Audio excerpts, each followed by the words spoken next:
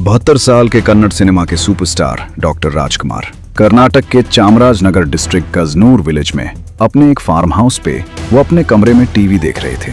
दूसरे कमरे में उनकी पत्नी पार्वतम्मा राजकुमार, उनके दामाद S.A. गोविंदराज, रिश्तेदार नागेश और सहायक नागप्पा। रात के करीब 9:30 बजे अचानक से दरवाजे की घंटी बजती है। जब उसकी पत्नी दरवाजा खोलती है तो देखती है कि एक आदमी और उसके आसपास 10 से 12 लोग बंदूक लेकर खड़े हैं। वो कोई और नहीं, कोसे मुनिसामी वीरप्पन था।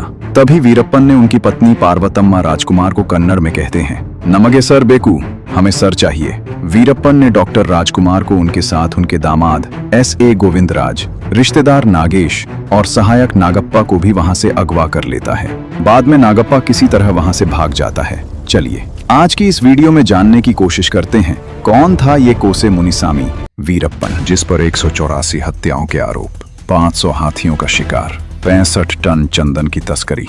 एक ऐसा नाम जिस पर कई किताबें लिखी गईं, कई फिल्में बनी और वो देखते ही देखते भारत का मोस्ट वांटेड क्रिमिनल बन गया। और 36 साल तक कानून को चुनौती देने वाला जंगल का वो खौफनाक चेहरा, जिसने सिर्फ भारत को ही नहीं बल्कि पूरी दुनिया को हिलाकर रख दिया था। 18 जनवरी 1952 कर्नाटक के गोपीनाथम गांव में एक साधारण सी गरीब परिवार में उसका जन्म हुआ। लेकिन किसे पता था वही बच्चा बड़ा होकर एक दिन सबसे बड़ा क्रिमिनल बनेगा। उसके पिता का नाम मुनिसामी था, जो एक सीधे साधे और साधारण इंसान थे। वो जंगल में मवेशी चराते थे और कभी कभी शिकार भी करते थे। और माँ पुनीथायम्मल, जो एक साधारण ग्रामीण गरीबी महिला, वो अपनी घर के कामकाज संभालती थी। यही उसकी दुनिया थी। वीरप्पन बचपन से ही उसने जंगल के नियम सीख लिए थे। उसका चाचा सेवी गौंडर को, जो एक कुख्यात शिकारी और चंदन तस्कर था, उसी के साथ रहकर उसने शिकार करना सीखा। पहले उसने छोटे जानवरों से शुरुआत की, फिर हाथी शिकार करना सीखा। लगभग 17 साल की उम्र में उसने पहली बार एक इंसान की जान ली। जंगल में शिकार के दौरान एक फॉरेस्ट गार्ड ने उसे रोकने की कोशिश की और दोनों में तीखी बहस हुई और फिर वीरप्पन ने गोली मारकर हत्या कर दी। और उसी दौरान उस फॉरेस्ट गार्ड की मौत हो गई और वहीं से उसकी जिंदगी ने ऐसा मोड़ लिया जिसने उसे अंधेरे रास्ते पर धकेल दिया। अब वो सिर्फ एक शिकारी नहीं था, कानून के नजरों में एक अपराधी बन चुका था। 1972 में वो पहली बार गिरफ्तार हुआ, लेकिन कुछ समय बाद वो पुलिस की पकड़ से निकल गया। कैसे निकला ये आज भी पूरी तरह साफ नहीं है। समय के साथ उसका गैंग बढ़ता गया, कभी 20, कभी 50 और कुछ रिपोर्ट्स में 100 से ज्यादा लोग भी उसके नेटवर्क में बताए जाते हैं। ये कोई स्थायी गैंग नहीं था, लोग जुड़ते थे और छूट जाते थे। धीरे धीरे उसने चंदन की तस्करी और हाथियों के शिकार को बड़े स्तर पर शुरू किया। करीब 500 हाथियों को मारा, 65 टन चंदन की तस्करी की करोड़ों का अवैध कारोबार खड़ा किया। जो भी उसके रास्ते में आया वो जिंदा नहीं बचा। उसके निशाने पर पुलिस, वन अधिकारी और मुखबिर होते थे। 1987 में उसने फॉरेस्ट ऑफिसर चिदम्बरम का अपहरण कर हत्या कर दी। यहीं से सरकार की नजर उस पर गई। 1990 के आसपास उसकी जिंदगी में एक और मोड़ आया। उसने मुथुलक्ष्मी से शादी की। मुथुलक्ष्मी ने वीरप्पन से सिर्फ इसलिए शादी की थी क्योंकि उसे वीरप्पन का नाम बेहद पसंद था और उसकी घनी रौबदार मूछें उसे सबसे अलग बनाती थी। शादी के बाद दोनों ने जंगल को ही अपना घर बना लिया और वहीं से वीरप्पन अपने काले कारोबार की पूरी कमान संभालने लगा। इसी दौरान उनकी 2 बेटियां हुईं, बड़ी बेटी विद्या रानी और छोटी बेटी प्रभा। लेकिन एक ऐसा पिता जो हमेशा पुलिस से भाग रहा हो, वो अपने बच्चों के साथ कभी सामान्य जिंदगी नहीं जी सकता।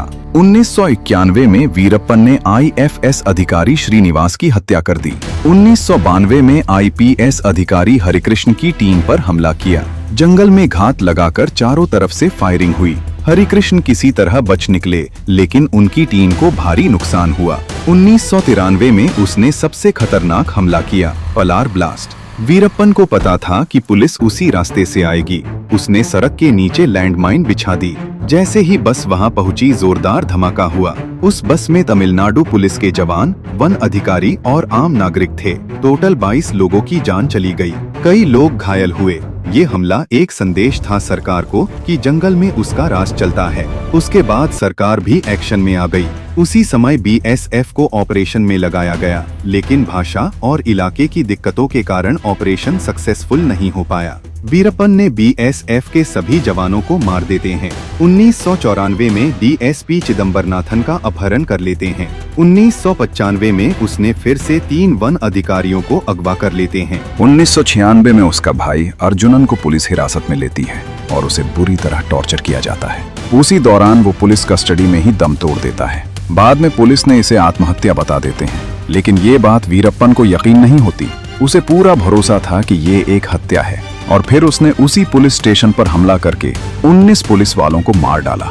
1997 में 2 वाइल्ड लाइफ फोटोग्राफर जंगल में शूट कर रहे थे, उन्हें भी अगवा कर लेते हैं। 14 दिन तक उन्हें बंदी बनाकर रखा, उसके बाद उसे छोड़ देता है। वीरप्पन ने उसी साल और 9 वन अधिकारियों के अपहरण कर हत्या कर देता है। ये सिलसिला चलता रहता है। 1998 में पत्रकार, प्रोफेसर और रिपोर्टर को भी उठाया गया, लेकिन एसटीएफ ने ऑपरेशन चलाकर उन्हें छुड़ा लिया। साल 2000 में 30 जुलाई को जब कन्नड़ सिनेमा के सुपरस्टार डॉक्टर राजकुमार को गजनूर स्थित फार्म हाउस से अगवा कर लिया था। उस समय राजकुमार 72 साल के थे और कर्नाटक के सबसे बड़े सुपरस्टार माने जाते थे। पूरा कर्नाटक इंतजार करता रहा। सरकार, मीडिया और जनता सब इस मामले में शामिल थे। आखिरकार उन्हें 108 दिन के बाद रिहा किया गया। कर्नाटक, तमिलनाडु, केरल, 3 अलग राज्य, 3 अलग सरकारें, 3 अलग पुलिस बल। 52 साल के एक अपराधी को पकड़ने के लिए सरकार ने 100 करोड़ से ज्यादा खर्च किए। उस पर 52 करोड़ का इनाम रखा। फिर भी वीरप्पन पुलिस के हाथ नहीं आ रहा था। पुलिस के लिए सबसे बड़ी समस्या यही थी, जब कर्नाटक पुलिस उसके पीछे जाती थी वो तमिलनाडु में घुस जाता था, जब तमिलनाडु पुलिस आती थी वो कर्नाटक में आ जाता था।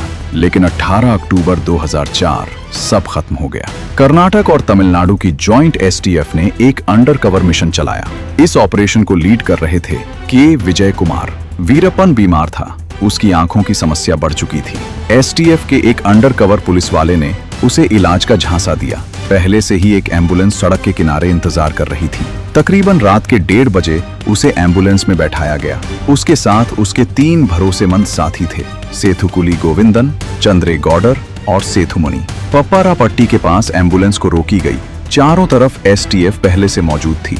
फायरिंग शुरू हुई। करीब 20 मिनट बाद सब खत्म हो चुका था। तकरीबन रात के 2 बजे वीरप्पन और उसके तीनों साथी मारे गए।